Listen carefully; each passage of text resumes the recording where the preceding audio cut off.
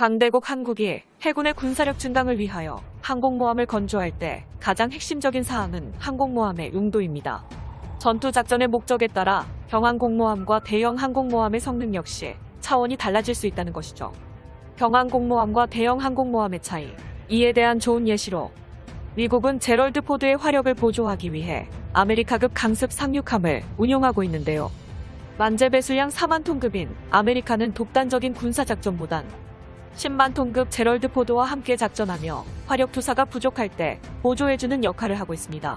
이처럼 전 세계의 해양을 누비는 미군에선 다양한 방식의 항공모함 운영 경험을 축적했는데요. 미국에서도 경항공모함과 대형 항공모함을 둘 다 운용해본 결과 경항공모함은 대형 항공모함과 달리 단독 작전을 펼치기가 불리하다는 결론을 내렸습니다. 미 해군은 갈수록 비싸지는 항모 유지비를 완화하고 전력을 확충하기 위해 경항공모함을 보조로 운영했을 뿐이며 경항공모함에 탑재되는 F-35 전투기 20여 기로 대형 항공모함과 같은 효과적인 화력투사가 어렵다는 점을 강조했죠. 달랑 경항공모함 한 척만 운용할 거면 차라리 같은 액수로 전투기와 구축함을 추가 생산하는 게 더욱 이득이라는 결론이군요. 이처럼 경항공모함에는 태생적으로 해결하기 불가능한 함재기 탑재량이 부족하다는 치명적인 단점이 존재합니다. 이러한 단점 덕분에 대형 항공모함에서만 운용할 수 있는 조기경보 함재기를 운영하지 못하게 되어 작전 반경이 줄어드는 것은 물론 설상가상으로 유지비도 대형 항모에 비해 만만치 않게 비싸다는 단점이 존재하는데요. 또한 갑판이 너무 작아 수직이 착륙기를 탑재하는 게 사실상 강제시되어서 F-35B 전투기 외에는 경항모에 탑재하기가 껄끄럽습니다. 함재기 탑재량도 적어지죠. 반면 7만 톤급 이상의 대형 항모는 KF-21 네이비 전투기는 물론이고 슈퍼호넷과 조기경보기까지 다양한 항공기들을 탑재할 수 있는 게 장점인데요. 대형 항공모함 자체가 장기적 사업인 만큼 미래를 위해서라도 도입을 검토해야 한다는 의견이 존재합니다. 특히 항모 보유론자들이 항상 중요시하는 동해의 독도 수호뿐만이 아니라 서쪽으로는 이어도와 동쪽으로는 칠광구라는 잠재적인 분쟁 수역, 동북쪽으로는 동해에서 공해와 이어지는 한일 분쟁을 해결하기 위해 7만 톤급 항공모함이 반드시 필요하다는 여론이 존재하죠.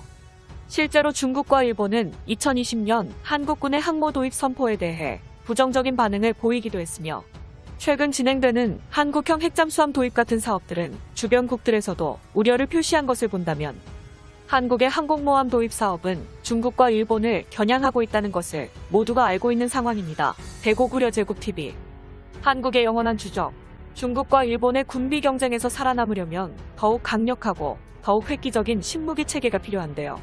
만약 7만 톤급 항공모함과 KF-21 네이비 전투기를 개발한 뒤 배치시킨다면 긴급 상황이 발생했을 시 순식간에 적국의 영토를 타격할 수 있게 되죠. 화력 투사 능력이 경항공모함과 비교도 안 될 만큼 상승합니다. 이처럼 대형 항공모함의 성능은 훌륭하지만 유일한 단점을 꼽자면 건조 기술력을 보유하는 게 어렵고 개발하는데 더욱 많은 핵심 기술력들이 필요하다는 점인데요. 이것을 차근차근 해결하기 위해선 한국은 미국과 영국 등 여러 나라들과 긴밀한 군사기술 협력이 필요합니다. 대형 항공모함에 필요한 기술 중 첫 번째로 어레스팅 기어 강제 착함 시스템이 거론되고 있는데요.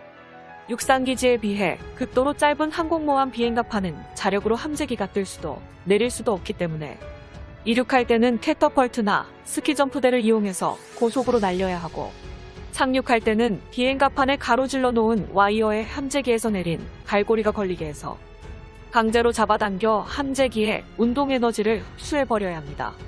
이미 이러한 어레스팅 와이어 기술을 한국이 직접 보유하기 위하여 미국과 영국 등 항공모함 기술 보유국들과 함께 긴밀하게 협력하는 중이죠. 개발 중인 한국형 와이어는 바로 아래에 완충 유압 피스톤들과 연결되어 있으며 항공기 무게나 속도에 따른 과도한 유압 이동으로 인한 온도 상승과 압력을 억제하는 신기술도 탑재되었습니다. 두 번째로 항공모함에 필요한 캐터펄트 기술력을 한국이 확보해야만 합니다. 스키점프대보다 향상된 성능을 가진 캐터펄트는 장력을 이용하여 항공기를 멀리 날리는데 이용하는 사출장치입니다.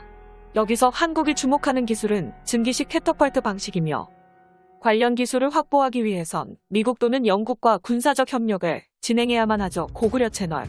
특히 대한민국 해군의 각종 함선 운용, 설계 및 기술과 운용 노하우를 전수해주는 영국의 밥국사에서 기왕 만들 거면 영국이 퀸 엘리자베스급 항공모함을 만들며 얻은 지식을 이용할 수 있는 7만 톤급 항모를 한국에 추천했으며 해외 기업 중 7만 톤급 항모에 필수적인 증기식 사출기 제작사가 사출기 판매에 대해 긍정적인 답변을 해왔습니다. 이번에도 역시 퀸 엘리자베스급 항공모함 건조를 맡았던 증기식 사출기의 도입을 한국에게 권유한 것으로 알려졌죠. 이처럼 F-35B 전투기를 탑재한 경항모 대신 KF-21 함재기를 탑재한 7만 톤급 항공모함 건조에 힘이 실리는 발언이 연속적으로 공개되고 있습니다. 마지막으로 7만 톤급 항공모함에는 조기 경보기가 필수적입니다. 조기 경보 통제기를 운영할 수 없는 항공모함은 동북아에서 결코 살아남을 수 없다. 이 말은 대한민국의 첫 번째 항공모함을 조기 경보기를 탑재할 수 있는 대형 항공모함으로 만들어야 한다는 우리나라 네티즌들의 발언 중 하나입니다. 항공모함을 가진 해군과 그렇지 못한 해군 중 가장 큰 차이가 나는 것이 해상 탐지 능력 및 사거리 문제입니다. 항공모함을 가진 쪽은 함재기의 작전 반경과 함재기의 탐색거리만큼의 사거리를 가지며 여기서 조기 경보기까지 운영하면 더욱 늘어나는데요. 만약 국산 조기 경보기가 없다면 대형 항공모함이 있어도 반쪽짜리 성능밖에 내지 못하게 됩니다. 하지만 다행히도 한국군과 방산업체는 조기 경보기에 대한 해답을 찾아내기 시작했습니다. 정답은 바로 KF-21 전투기의 전자전기 개량 사업에 있는데요. KF-21 전자전기는 한국군의 독립적인 데이터 링크 체계를 구축하는 링크K 사업의 핵심입니다. 육해공을 넘나들며 네트워크 링크로 다양한 정보를 통합할 수 있는 국산 무기는 오직 KF-21 전자전기뿐이죠. 이러한 전자전기의 레이더를 개량해 KF-21 조기 경보기를 제작하기 위한 계획을 준비하고 있는데요. 고구려 제국. 순수하게 조기 경보, 통제를 목적으로 만들어진 항공기에 비하면 약간은 부족할지 몰라도 링크K 시스템을 통해 A사 레이더로 즉각 찾아낼 수 있는 조기 경보기로 사용하는 것이 가능합니다. 뿐만 아니라 기체의 스텔스 성능에 따른 생존성과 강력한 센서 능력을 고려하면 기존 조기 경보기보다 더욱 나은 부분도 있죠.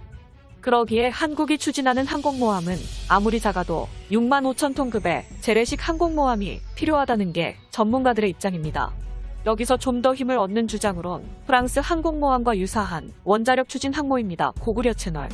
지금 당장은 한미 원자력 협정에 따라 고농축 핵물질을 사용할 수 없어 고효율의 원자로를 쓸 수 없지만 한국형 항공모함이 배치되는 2030년이면 협정의 개정이 이루어질 것이므로 핵 추진으로의 개량을 염두에 두고 건조할 필요가 있는 것입니다.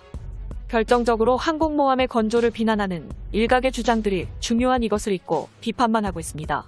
우리나라가 항공모함을 제조하는 2030년대에는 우리 대한민국이 지금보다는 더욱 성장해 있을 것이라는 사실을 간과하고 있는 것이죠. 과거 우리 대한민국의 경제력과 군사력은 10년 전과 비교했을 때 놀랍도록 부강해졌고 20년 전 당시와는 비교할 수 없을 정도로 놀라운 성과를 보였습니다.